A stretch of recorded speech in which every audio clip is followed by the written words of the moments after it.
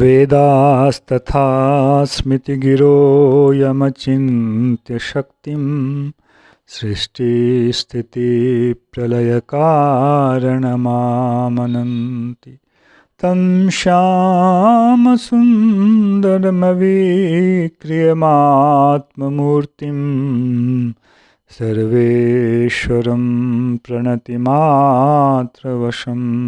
भजामः। अज्ञाननिरधिरुपैति यया विशोषं भक्तिः परापि भजते परिपोषमुच्चैः तत्त्वं परं स्फुरति दुर्गममप्यजस्रं साद्गुण्यभृत्स्वरचितां प्रणमामि गीताम्। नारायणं नमस्कृत्य नरं चैव नरोत्तमं देवीं सरस्वतीं व्यासं ततो जयमुदीरयेत्। हरे कृष्ण कृष्ण कृष्ण हरे हरे, हरे राम राम राम हरे हरे। गीता मंजरी का यह 72वां अंक है। पिछले श्लोक में अर्जुन के द्वारा भगवान के उपालंब, भगवान ने जो अर्जुन पर एक ताना मारा कि तुम क्लीब हो गए हो, नपुंसक से हो गए हो, उसके प्रतिकार के रूप में अर्जुन ने बहुत प्रबल एक तर्क दिया और उसी तर्क को आगे बढ़ाते हुए अर्जुन यह कह रहे हैं, न चैतद विद्मः कतरन्नो गरीयो यद्वा जयेम यदिवा नो जयेयुः यानेव हत्वा न जिजीविषाम स्तेव स्थिताः प्रमुखे धार्तराष्ट्राः। भीष्म पितामह और गुरु द्रोणाचार्य की बात को आप छोड़ भी दें, उनको अलग कर देते हैं। उसके बाद यदि हम विचार करें,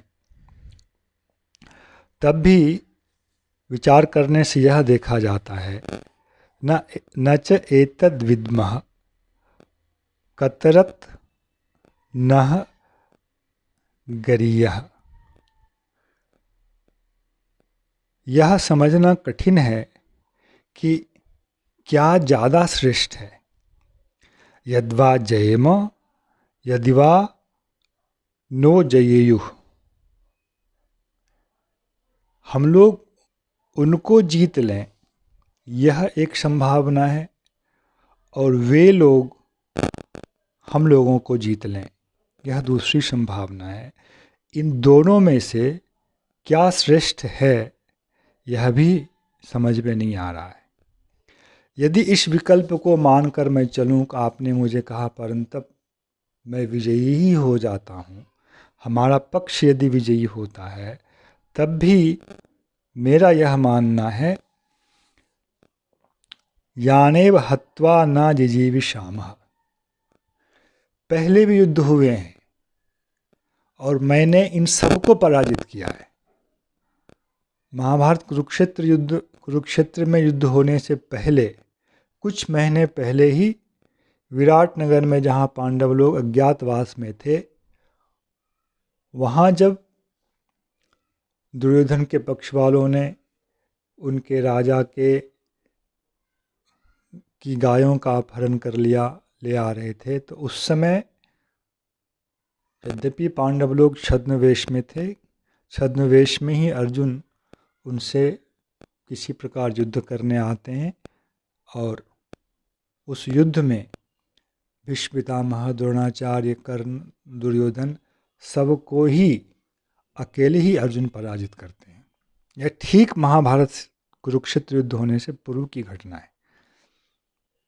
उस बात का स्मरण करके अर्जुन बोल रहे हैं, यदि मैं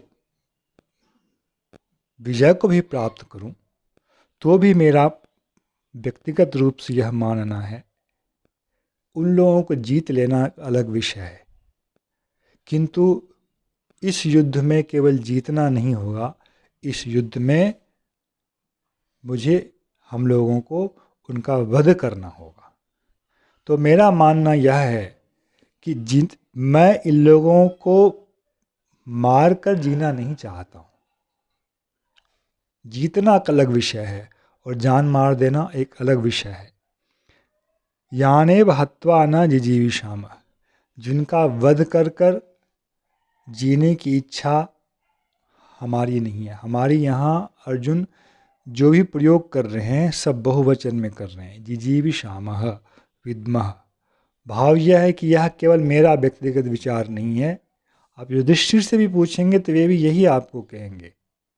हम पांडवों का यह विचार है कि धृतराष्ट्र के पुत्रों को मारकर हम जीना नहीं चाहते, किंतु वे धृतराष्ट्र पुत्र हमारे सामने युद्ध के लिए खड़े हैं, किंतु हम लोग इनको मारना नहीं चाहते हैं। अर्जुन के हृदय में वास्तव में यह बहुत उच्च स्तर का भाव है जो सामान्य लोगों के पक्ष में संभव नहीं है। ऐसा इसलिए कि अर्जुन परम धार्मिक हैं। यही भाव दुर्योधन के हृदय में कभी नहीं आया। वो 5 पांडवों के लिए 5 गांव तक देने के लिए तैयार नहीं हुआ। इसी दृष्टिकोण से संजय ने दूसरे अध्याय के प्रथम श्लोक में जो शब्द कहा है, तम तथा कृपया विष्टम अश्रुपूर्णा कुलेक्षणम।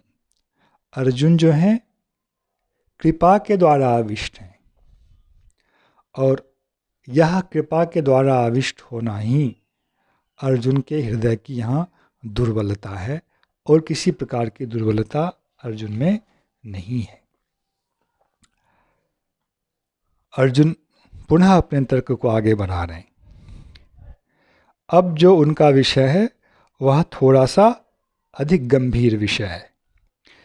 कार्पण्य दोषोपहत स्वभावः पृच्छामि त्वां धर्म सम्मूढचेताः यच्छ्रेयः स्यात् निश्चितं ब्रूहि तन्मे शिष्यस्तेऽहं साधि मां त्वां प्रपन्नम्। श्लोक का सरल अर्थ पहले बताता हूँ, व्याख्या आगे करूँगा। कार्पण्य दोषोपहत स्वभावः पृच्छामि त्वां धर्म सम्मूढचेताः। मैं यह मान रहा हूँ कि आप जो मुझे फटकार लगा रहे हैं उसमें आपका व्यक्तिगत कोई स्वार्थ नहीं है। आप केवल धर्म की दृष्टि से मुझे यह फटकार लगा रहे हैं कि अर्जुन तुम जो कर रहे हो वह आर्यजुष्ट नहीं है। वैदिक सिद्धांत को मानने वाले लोगों के पक्ष में यह उचित नहीं है, अनुचित है। आप भी धर्म की दृष्टि से बोल रहे हैं, और मेरे हृदय में जो भावनाएं आई हैं ये भावनाएं भी धर्म की दृष्टि से ही हैं, और धर्म का अंतिम लक्ष्य श्रेय की प्राप्ति होती है। धर्म अर्थ और काम का जो यह चक्र है यह प्रिय चक्र है, और धर्म के द्वारा धर्म अर्थ काम मोक्ष सम्मिलित करके जो चक्र है यह श्रेय का चक्र है। अथवा कई बार अर्थ और काम का लंघन कर धर्म के द्वारा सीधा ही श्रेय को स्पर्श करना यह भी एक चक्र है। उसमें तो श्रेय साक्षात ही उसका लक्ष्य होता है। तो अर्जुन यह समझ रहे हैं कि धर्म का उद्देश्य प्रिय नहीं है, श्रेय ही होना चाहिए, और मैं भी श्रेय की दृष्टि से ही तर्क दे रहा हूँ और आप भी श्रेय की दृष्टि से ही तर्क दे रहे हैं। श्रेय की दृष्टि से ही आपने मुझे फटकार लगाई है, परंतु मैं आपके भाव को नहीं समझ पाया। मेरे अंदर क्यों ऐसा करना ही श्रेयस्कर लग रहा है यह मैंने आपको बता दिया, किंतु आपका मुखमंडल जो है अभी भी मेरे तर्क से संतुष्ट नहीं हो रहा है। इसलिए लगता है आपका विचार कुछ और है। इसलिए मैं यह स्वीकार करता हूँ कि मैं धर्म के विषय में धर्म सम्मूढ़ चेता, मेरा चित्त जो है, मेरा हृदय जो है, मेरी बुद्धि जो है, यह अभी सम्मूढ़ हो गया है। किसके विषय में? धर्म के विषय में।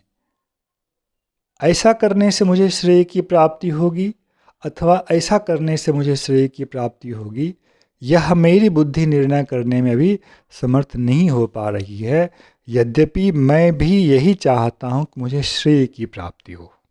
इसलिए कार्पण्य दोषोपहत स्वभाव। अर्जुन ने अपने लिए एक शब्द कहा है, मेरा जो स्वभाव, आपने ठीक कहा कि मैं नपुंसकता को प्राप्त हो रहा हूँ, मेरा पौरुष ढीला पड़ रहा है, आपने ठीक कहा। इसी को उपहत स्वभाव, मेरा स्वभाव जो है वह उपहत हो रहा है, वह शिथिल हो रहा है। किसके कारण? एक दोष के कारण शिथिल हो रहा है। और वह दोष क्या है? कार्पण्य दोष है। कार्पण्य शब्द व्याख्या की अपेक्षा रखता है, इस पर आगे हम लोग चर्चा करेंगे। इसलिए कार्पण्य रूपी दोष के कारण मेरा जो स्वाभाविक पौरुष स्वभाव है, योद्धा का स्वभाव है, वह कहीं न कहीं पीछे हट रहा है और दया का स्वभाव सामने आ रहा है। और मैं धर्म के विषय में दिग्भ्रमित हो रहा हूँ। यह करना मेरे लिए मंगलजनक है अथवा यह करना मेरे लिए मंगलजनक है। मैं मंगल की कामना कर रहा हूँ, श्रेय की कामना कर रहा हूँ, प्रेय की कामना मैं भी नहीं कर रहा। इसलिए यत् श्रेयः स्यात्, जो मेरे लिए श्रेय हो, मंगल हो, निश्चितम ब्रूहि तन्मे, तत् उसे मुझे निश्चितम ब्रूहि निश्चित कर आप बताएं। और अब इससे अधिक मैं और कुछ तर्क नहीं दे सकता। तर्क के जितने भी कारण थे वे सभी मेरे द्वारा व्यक्त कर दिए गए। शिष्यस्ते अहम्। अब अधिक मैं कुछ विचारवान व्यक्ति की तरह बोलना नहीं चाहता। मैं आपका शिष्य हूँ। ते शिष्यः अहम्, मैं आपका शिष्य हूँ। शिष्य का अर्थ होता है अनुशासन के योग्य होना, यह शिष्य होना कहलाता है। साधिमाम, मेरे ऊपर आप अनुशासन करें। त्वाम प्रपन्नम, मैं आपके चरणों में शरणागत होता हूँ। जय श्री कृष्ण। हरे कृष्ण कृष्ण कृष्ण हरे हरे, हरे राम राम राम हरे हरे।